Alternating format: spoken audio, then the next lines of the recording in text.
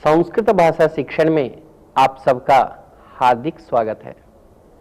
पूर्व पाठ में हमने आकारांत स्त्रीलिंग शब्दों के बहुवचन रूपों का अभ्यास किया। इस पाठ में अन्यविध शब्दों का द्वितीय विभक्ति रूपों की जानकारी प्राप्त करेंगे। नमो नमः। वयं पूर्वतन पाठे अकारांत आकारांत शब्दानां द्वितीया विभक्तेः बहुवचन रूपाणि ज्ञातवन्तः। इदानीं तस्मिन् विषये एव पुनरपि अभ्यासं कुर्मः। यथा अहं ग्रन्थं पठामि, अहं ग्रन्थं पठामि, अहं ग्रन्थान् पठामि, अहं ग्रन्थान् पठामि।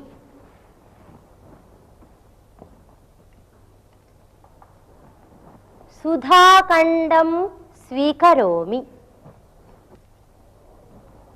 सुधाखण्डान् स्वीकरोमि,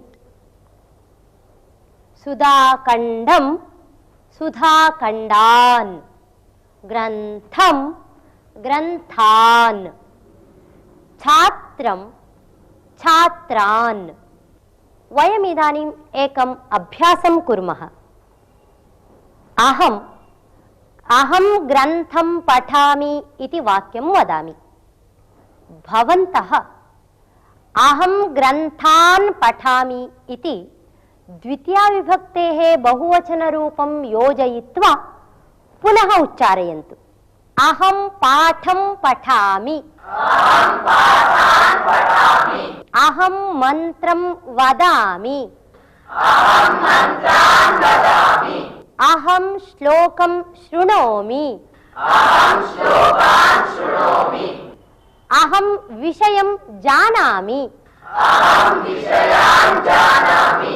अहं कोशं परिशीलयामि। उत्तमं, सम्यक् ज्ञातवन्तः। वयमिदानीं नूतनम् एकम् अभ्यासं कुर्मः।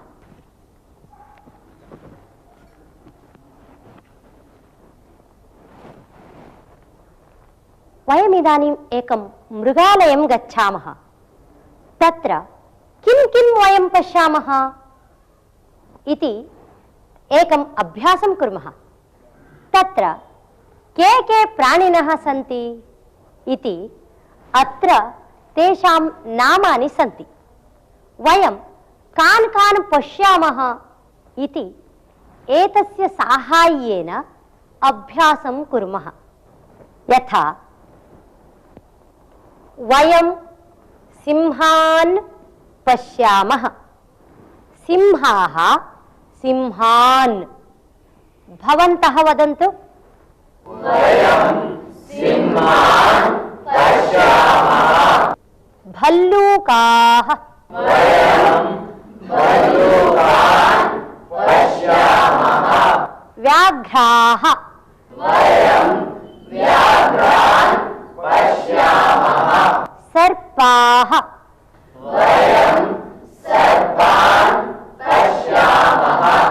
वानराः, वयं वानरान् पश्यामः। गजाः, वयं गजान् पश्यामः। गर्दभाः, वयं गर्दभान् पश्यामः। भवन्तः इदानीं वाक्यानि वदन्तु यत्र द्वितीया विभक्तिरूपाणि भवेयुः। भवती वदतु। बिडालः मूषकान् खादति। उत्तमम्। कृषिकः वृक्षान् छिनत्ति। पुनः वदतु। छिनत्ति। कृषिकः वृक्षान् छिनत्ति। अहं दीपान् नयामि। उत्तमम्। अहं मोदकान् खादामि।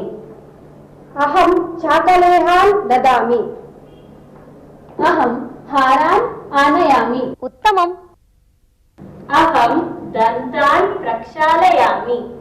अहं शिक्षकान् पृच्छामि। उत्तमम्। अहं मृगान् पश्यामि। भक्तः देवान् नमति। उत्तमम्। वर्णकारः वर्णान् लेपति। लेपयति। वर्णकारः वर्णान् लेपयति। अहं श्लोकान् शृणोमि। अहम् आसन्दान् स्थापयामि। कुम्भकारः घटान् करोति। अहं सुधाखण्डान् क्रीणामि। उत्तमम्। अहं ग्रन्थान् स्थापयामि। सेवकः चषकान् प्रक्षालयति। उत्तमम्।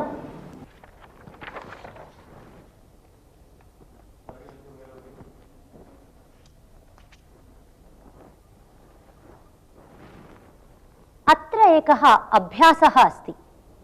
वयं गृहे कान् कान् पालयामः?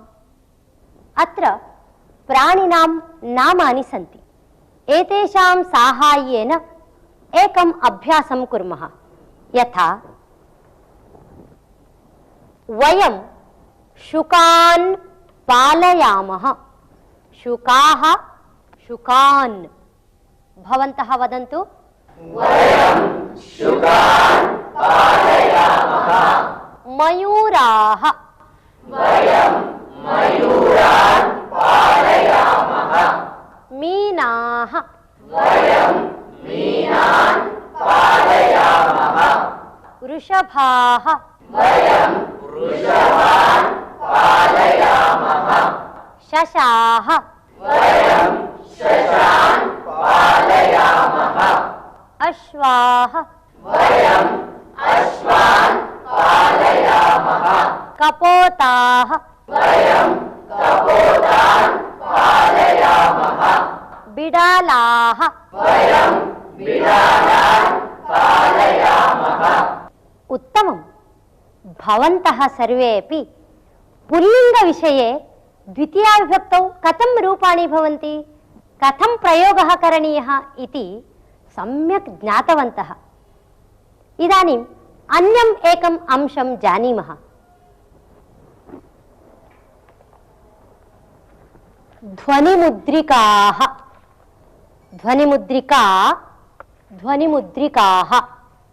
अहं ध्वनिमुद्रिकाः स्थापयामि।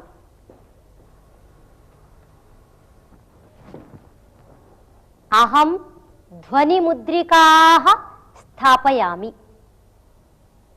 सहने आगच्छतु।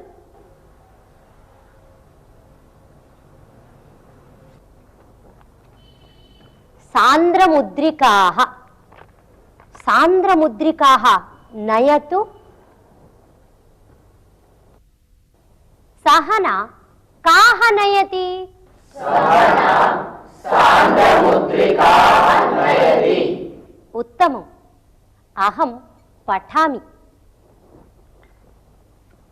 पत्रिका अस्ति। अहं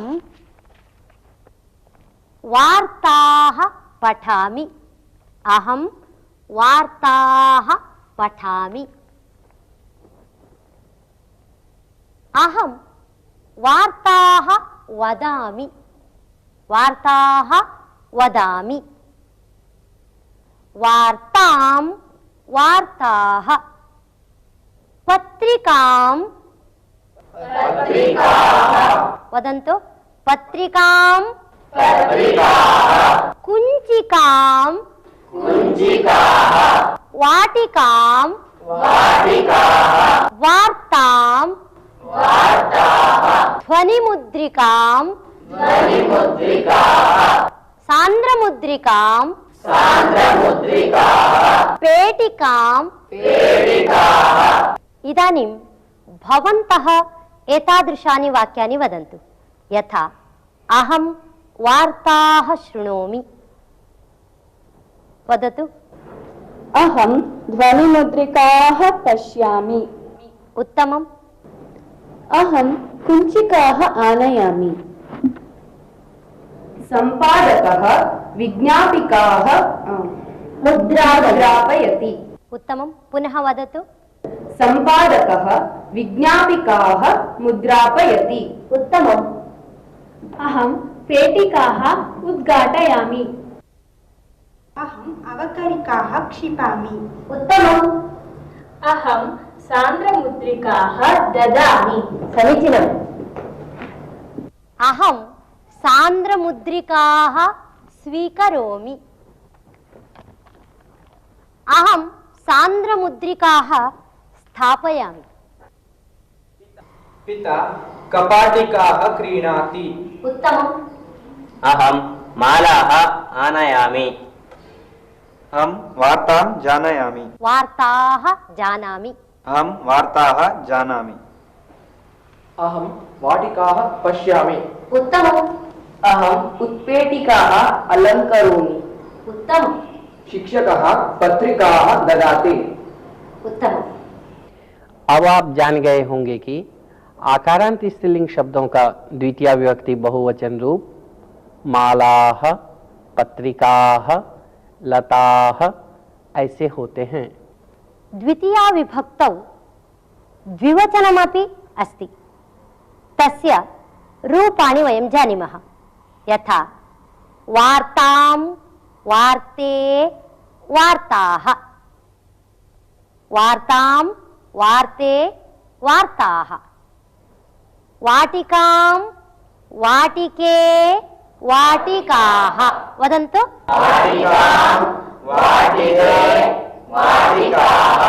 पेटिकां,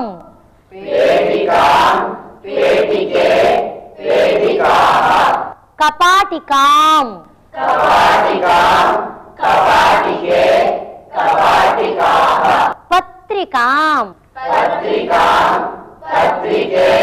पत्रिकां, वार्ते, पत्रिके, पेटिके इत्यादीनि द्वितीया विभक्तेः द्विवचनरूपाणि। तेषां प्रयोगः एवं भवति। यथा अहं वार्ते शृणोमि, अहं पत्रिके ददामि, अहं वाटिके गच्छामि। अहम् अंकनीं दर्शयामि, अंकनीं दर्शयामि। अंकनीः दर्शयामि, अंकनीः दर्शयामि। अंकनीं, अंकनीः। लेखनीम्, अहं लेखनीं गृह्णामि, अहं लेखनीः गृह्णामि। लेखनीः गृह्णामि। लेखनीं, लेखनीः। कूपीं, कूपीं, सखीं, घटीं, सूचीं, सूचीः, सूचीं, चालनीं, वेल्लनीं, दर्वीं, कर्तरीं, वेल्लनीं। अत्र वेल्लनीः, कर्तरीः इत्यादीनि रूपाणि द्वितीया विभक्ति बहुवचन रूपाणि।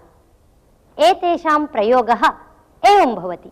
यथा अहं सूचीं क्रीणामि, अहं सूचीः क्रीणामि, सूचीः क्रीणामि। अहं दर्वीः स्थापयामि, अहं सखीः आह्वयामि। एवं प्रयोगः भवति। सूचीं, दिनदर्शिनीं, केशसूचीं, गौरी, नदी, लेखनी आदि शब्दों का बहुवचन रूप गौरीः, नदीः, लेखनीः ऐसे होते हैं।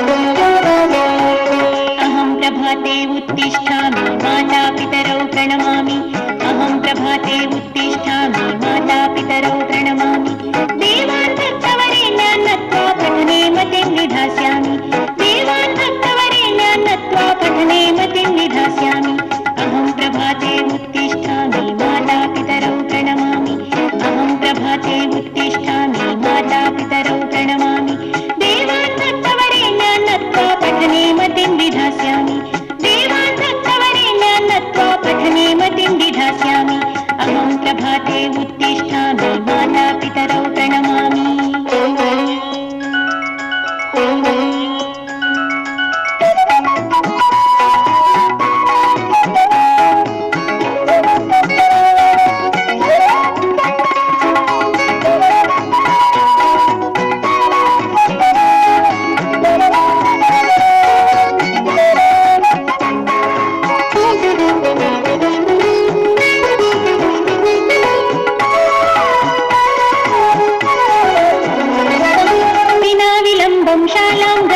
पाठ्यांशान् अवगच्छामि विना विलम्बं शालां गच्छन् पाठ्यांशान् अवगच्छामि सर्वान् विषयान् सम्यगधीत्य बुद्धिविशदताम् आप्नोमि सर्वान् विषयान् सम्यगधीत्य बुद्धिविशदताम् आप्नोमि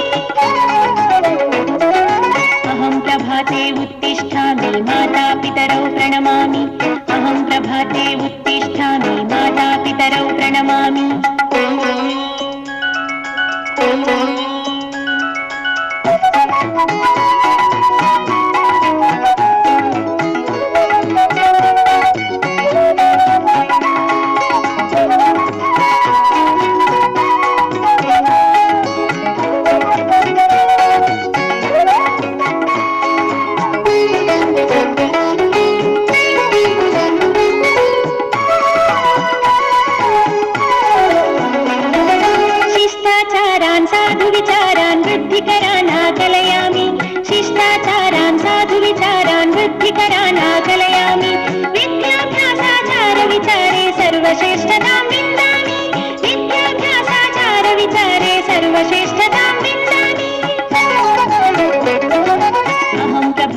उत्तिष्ठामि माता पितरौ प्रणमामि अहं प्रभाते उत्तिष्ठामि माता पितरौ प्रणमामि देवान् भक्तवरेण्यान् नत्वा पठने मतिं विधास्यामि देवान् भक्तवरेण्यान् नत्वा पठने मतिं विधास्यामि अहं प्रभाते उत्तिष्ठामि माता पितरौ प्रणमामि अहं प्रभाते उत्तिष्ठामि माता पितरौ प्रणमामि देवान् भक्तवरेण्यान् नत्वा पठने मतिं विधास्यामि देवान् भक्तवरेण्यान् नत्वा पठने मतिं विधास्यामि अहं प्रभाते उत्तिष्ठामि माता पितरौ प्रणमामि अहं प्रभाते उत्तिष्ठामि माता पितरौ प्रणमामि अहं प्रभाते उत्तिष्ठामि माता पितरौ प्रणमामि अहं प्रभाते उत्तिष्ठामि माता पितरौ वयम् इदानीम् एकं सुभाषितं शृणुमः। सुजनो न याति विकृतिं परहितनिरतो विनाशकालेऽपि सुजनो न याति विकृतिं परहितनिरतो विनाशकालेऽपि छेदेऽपि चन्दनतरुः छेदेऽपि चन्दनतरुः सुरभयति मुखं कुठारस्य सुजनो न याति विकृतिं परहितनिरतो विनाशकालेऽपि छेदेऽपि चन्दनतरुः सुरभयति मुखं कुठारस्य मुखं सुरभयति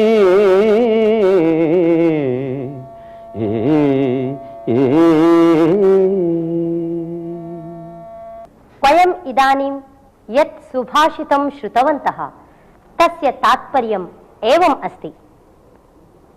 लोके तावत् मनुष्याणां स्वभावः एषः यत् यदा सः स्वयं कष्टम् अनुभवति आपद्ग्रस्तो वा भवति तदा सः कुपितः भवेत् दुःखितो वा भवेत् किन्तु सत्पुरुषाणां स्वभावः न तादृशः ते सर्वदा परोपकारे एव निरताः सन्तः स्वस्य नाशसमये अपि कमपि विकारं न प्राप्नुवन्ति। तत् कथम् इति कविः एकेन उदाहरणेन विशदीकरोति। यथा चन्दनवृक्षः छेदनसमये अपि स्वस्य स्वभावं सहजगुणं सुगन्धं न त्यजति, अपि च छेदनार्थम् उपयुक्तं कुठारम् अपि सुगन्धयुक्तं करोति। तथैव सज्जनाः अपि स्वस्य नाशसमये अपि परोपकारबुद्धिं न त्यजन्ति। इस सुभाषित का अर्थ यह है कि परहित करने वाले सत्पुरुष अपने विनाश काल में भी किसी तरह का विकार नहीं पाता है, जैसे चंदन का पेड़ जो अपने को काटने वाले कुल्हाड़ी का मुख भी सुगंधित कर देता है। अहमिदानीम् एकां कथां कथयामि। कस्मिंश्चित् ग्रामे बहुकालपर्यन्तम् अनावृष्टिः आसीत्। भूमिः शुष्का जाता, पानजलस्य अपि अभावः जातः। तदा ग्रामीणाः सर्वे अपि दैवज्ञस्य समीपं गत्वा विचारितवन्तः। दैवज्ञः ग्रहगतिं परिशील्य न केवलम् अस्मिन् वर्षे आगामि 3 वर्षपर्यन्तम् अपि वृष्टिः न भविष्यति इति उक्तवान्। तत् श्रुत्वा ग्रामीणाः सर्वे जीवनार्थं यत्र कुत्रापि गतवन्तः। सः ग्रामः एव निर्जनः जातः। परन्तु तस्मिन्नपि काले तस्य ग्रामस्य एकः कृषिकः तत्रैव स्थितवान् आसीत्। जलाभावे अपि सः स्वशुष्कक्षेत्रं प्रतिदिनं कर्षन् आसीत्। एकदा एकः मेघः आकाशे सञ्चरन् आसीत्। सः कृषिकं दृष्ट्वा एवम् अपृच्छत्, हे कृषिक, अत्र 3 वर्षपर्यन्तं वृष्टिः न भविष्यति इत्येषा वार्ता भवता किं न श्रुता? तेन कारणेन एव सर्वे ग्रामीणाः यत्र कुत्रापि गताः, किन्तु भवान् एकः अत्रैव स्थित्वा इदं शुष्कक्षेत्रं कर्षति, किम् एतत् इति। तदा कृषिकः अवदत्, सर्वे विषयाः मया ज्ञाताः एव, किन्तु 3 वर्षं यावत् यदि अहं कृषिकार्यं न करोमि तर्हि यदा 3 वर्षानन्तरं वृष्टिः भविष्यति तदा मम कृषिकार्यं विस्मृतं भवेत्। तावता मम क्षेत्रकर्षणस्य अभ्यासः एव नष्टः भवेत्। अतः एव अस्य कार्यस्य विस्मरणपरिहारार्थम् इदानीमपि कर्षामि इति। तत् श्रुत्वा मेघः साधु साधु इति वदन् अचिन्तयत्, यदि अहं 3 वर्षं यावत् न वर्षामि, वर्षणं मयापि विस्मृतं भवेत्। अतः इदानीमेव वर्षामि इति। ततः सः झटिति सर्वान् मेघान् आहूय सर्वेपि शीघ्रं वर्षन्तु इति प्रार्थितवान्। तदा सर्वत्र सुवृष्टिः जाता। सर्वेपि ग्रामीणाः सन्तोषेण स्वक्षेत्रे कार्याणि आरब्धवन्तः। कथायाः अर्थं ज्ञातवन्तः किल? धन्यवादः। नमो नमः। इसी के साथ अब यह पाठ समाप्त होता है। अगले पाठ में हम फिर मिलेंगे। तब तक के लिए धन्यवाद।